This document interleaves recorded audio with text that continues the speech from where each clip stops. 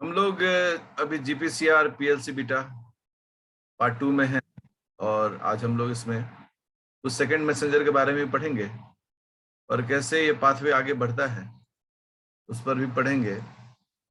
पिछला लेक्चर जो है वो बहुत महत्वपूर्ण लेक्चर है, इसका उसको ध्यान से रिवाइज करना चाहिए। देखिए, हम लोग बहुत कुछ ऐसे टर्म्स देख रहे हैं जिन टर्म्स के बारे में हमें थोड़ी सी जानकारी चाहिए। इसी टॉपिक में एक हम छोटा टॉपिक बनाते हैं, वह है सेकंड मैसेंजर। बस आपके सेकंड मैसेंजर्स, आपके नॉलेज के लिए ये सब बातें मैं लिख रहा हूँ, ठीक है ना, जस्ट फॉर योर नॉलेज। आप सेकंड मैसेंजर के कॉन्सेप्ट को समझे कि सेकंड मैसेंजर क्या होता है और सेकंड मैसेंजर का क्या रोल है। क्योंकि साइंस में ये बहुत महत्वपूर्ण होता है कि जब हम पढ़ रहे हैं तो हमें चीजों के बारे में पूरी अच्छी जानकारी होनी चाहिए। सेकंड मैसेंजर क्या है, क्या क्यों उसको सेकंड मैसेंजर कहते हैं, तो फर्स्ट मैसेंजर कौन है, तो इसका क्या काम है। भाई, साइंस है ये। साइंस में स्टेप वाइज अगर हम पढ़ाई करते हैं तो विषय समझ में आता है। सेकंड मैसेंजर मतलब सेकंड, तो फर्स्ट कौन है? तो फर्स्ट है वो सिग्नल जिसके कारण यह सिस्टम शुरू होता है, जो कि हार्मोन हो सकता है, जो कि एक लिगैंड हो सकता है, जो कि एक कोई आयन हो सकता है। तो तब सवाल आया कि इसका मतलब है कि सेकंड मैसेंजर एक महत्वपूर्ण कारक है किसी भी सेल सिग्नलिंग सिस्टम में। उत्तर होता है बिल्कुल सही है, सेकंड मैसेंजर एक बहुत महत्वपूर्ण कारक है। इसी सेकंड मैसेंजर के बारे में थोड़ी सी जानकारी हम लोग डेवलप विकसित करें। अगर एक ब्लॉक डायग्राम दें तो फर्स्ट मैसेंजर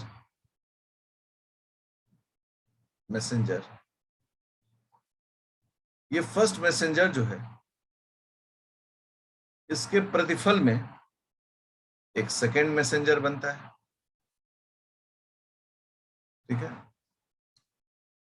और सेकंड मैसेंजर जो है वह स्पेसिफिक सिग्नल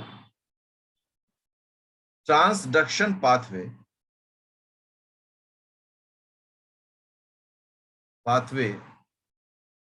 रेगुलेट करता है और इसका अंत जो है वो एक रिस्पॉन्स है। बताया भी है कि सिग्नल का एंड हमेशा एक रिस्पॉन्स होता है। तो फर्स्ट मैसेंजर सेकंड मैसेंजर के टर्म में हमें कोई झंझट नहीं होनी चाहिए। जैसे कि मान लो कि हम आप अभी पढ़ा रहे हैं आपको पीएलसी बीटा का, तो यहाँ पर क्या है कि अगर हम एसिटाइल कोलिन देख रहे हैं लीवर, इन पैंक्रियाज देख रहे हैं, अगर पैंक्रियाज हम एसिटाइल कोलिन देख रहे हैं तो इसका सेकंड मैसेंजर में हमें दो चीजें मिलती है, डायएसाइल ग्लिसरॉल एंड IP3। ये इसी एग्जाम्पल को हम लोग आगे बढ़ाते हैं कि कौन से ऐसे कॉमन सेकंड मैसेंजर है। अगर एग्जाम्पल की बात करें तो सेकंड मैसेंजर का एग्जाम्पल देखो, डायएसाइल ग्लिसरॉल ये एक सेकंड मैसेंजर है। IP3 ये भी एक सेकंड मैसेंजर है। इसके अलावा CAMP ये भी एक सेकंड मैसेंजर है। CGMP ये भी एक सेकंड मैसेंजर है। ये सभी क्या है? सेकंड मैसेंजर है, क्योंकि ये फर्दर काम करते हैं। जैसे मैंने क्या कहा, डायएसाइल ग्लिसरॉल, तो डायएसाइल ग्लिसरॉल किसको एक्टिवेट करता है? Activates PKC। यहां पर C किसको स्टैंड करता है? कैल्शियम को, मतलब कैल्शियम जनरेटेड पाथवे। अगर हम CAMP को देखें, यह किसको एक्टिवेट करता है? Activates PKA, A stands for AMP। अगर IP3 को देखें, यह किसको एक्टिवेट करता है? Activates IP3 receptor.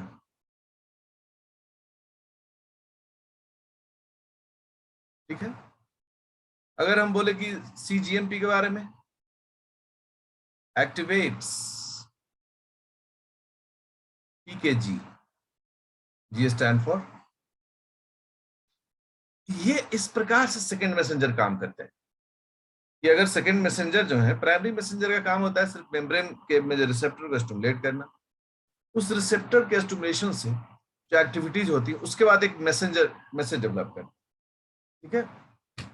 हम लोग प्राइमरी जो फर्स्ट मैसेंजर उसके बारे में और क्या कहते हैं, जो first messenger usually extra cytosolic होते हैं, मतलब सेल के बाहर से आते हैं सामान्यतः, और सेकंड मैसेंजर जो होते हैं वो साइटोसोलिक होते हैं, मतलब ऐसे भी सेल के अंदर यह मैसेज विकसित होता है।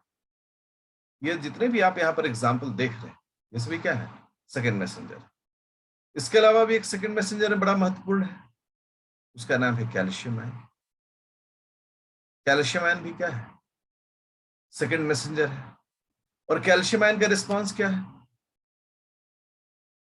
ये एक्टिवेट करता है, एक्टिवेट्स कैल्शियम डिपेंडेंट सबस्ट्रेट को, ये उन सबस्ट्रेट्स को एक्टिवेट करता है डिपेंडेंट है। जैसे कि मन हो तो इसको थोड़ा सा करते हैं, इन मसल्स आप जानते हैं कि मसल कॉन्ट्रैक्शन, ठीक है ना, तो मसल कॉन्ट्रैक्शन में जो कैल्शियम है, calcium activates actin myosin pathway, मतलब उसको जाकर रिएक्टिवेट कर देता है। तो ये जो है इसे हम लोग सेकेंड मैसेंजर कहते हैं। और सेकेंड मैसेंजर हमेशा दिमाग में बिठा के चलना है कि सेकेंड मैसेंजर हमेशा पूरे सेल को मदद करता है, पूरे सेल को ये मदद करता है ये काम कर सके।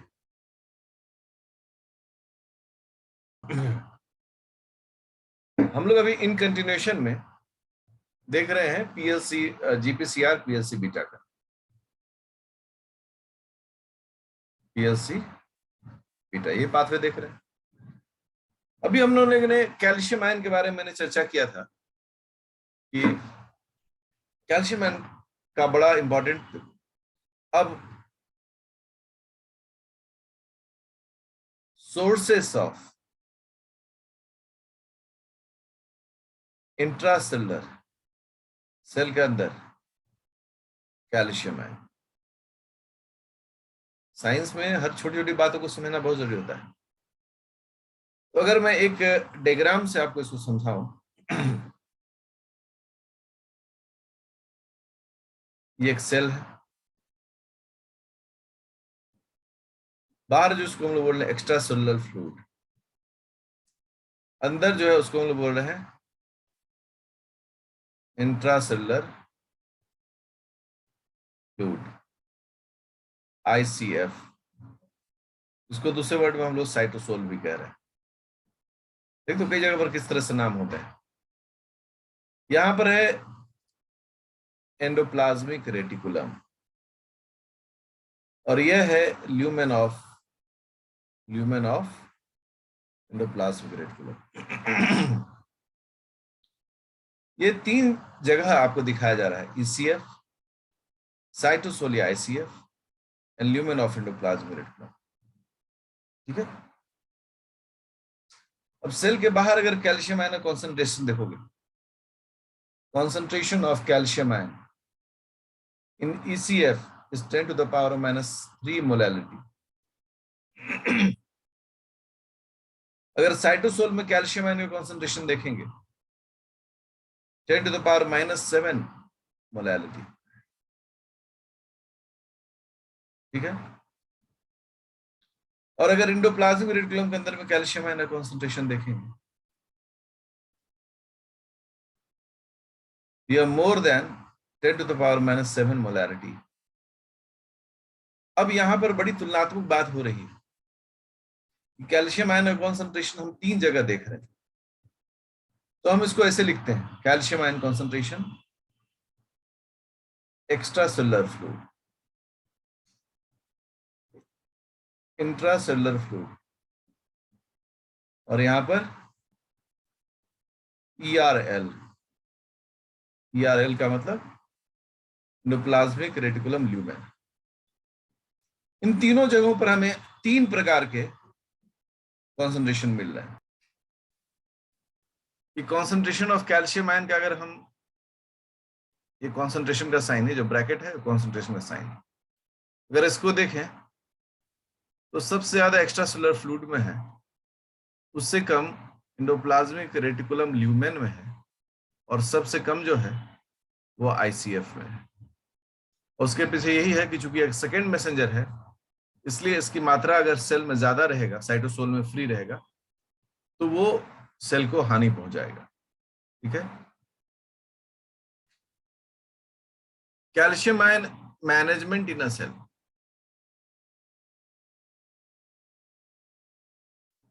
इंट्रासेलुलर फ्लूइड, सेल के अंदर में कैल्शियम आयन मैनेजमेंट 2 प्रकार से किया जाता है। पहला,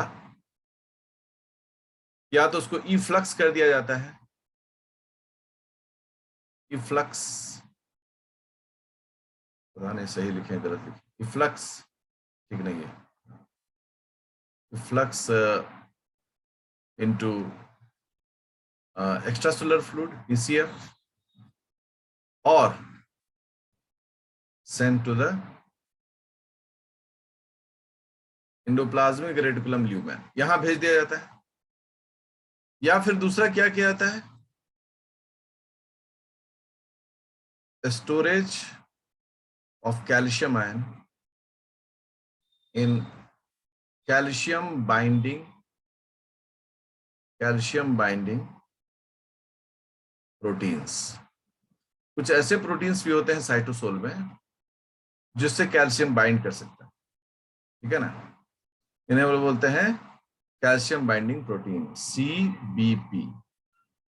जैसे एग्जांपल है टाउ प्रोटीन, जैसे एग्जांपल है कैल्मोड्यूलिन प्रोटीन। ये सब प्रोटीन क्या करते हैं, अपने साथ कैल्शियम को बाइंड रखते हैं।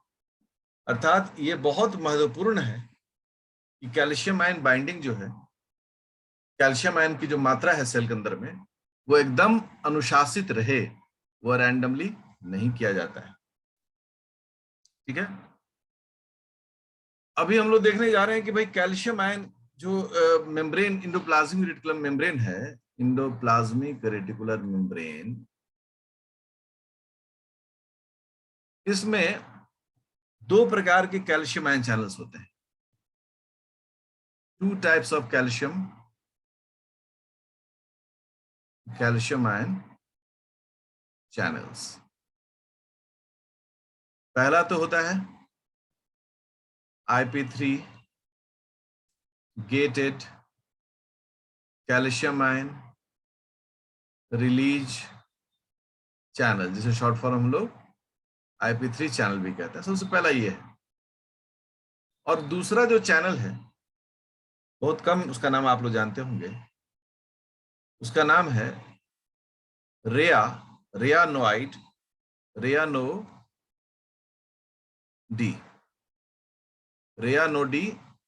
Receptor, रेयानोडी calcium ion receptor. ये इस मेम्ब्रेन में 2 प्रकार के चैनल्स होते हैं। ठीक है ना। जहां पर ये जो है वो IP3 गेटेड है, इसके बारे में पूरा हम लोग लिखते हैं क्या, रेयानोडी गेटेड कैल्शियम आयन चैनल। मतलब इसमें जो नाम है रेयानोडी जो है नाम जो है, यह एक एल्कलॉइड है।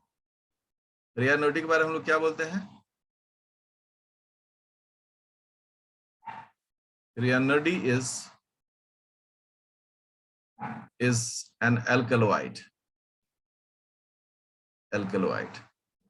that is secondary metabolite of plants। तो रेयानोडी जो है, रेयानोडी भी कैल्शियम आयन गेट रखता है, बट कुछ स्पेसिफिक जगहों पर ही रखता है। लेकिन चूंकि एंडोप्लाज्मिक रेटिकुलम की बात हुई, ये दोनों प्रकार के गेट मिलते हैं। ये तो सबसे कॉमन गेट है जो IP3 मिलता है, इसके अलावा रिया नोडी भी मिलता है। ये महत्वपूर्ण जानकारी है, आपके दिमाग में इसको रहना चाहिए, क्योंकि ये जो है महत्वपूर्ण जानकारियां आपसे साझा की जा रही है।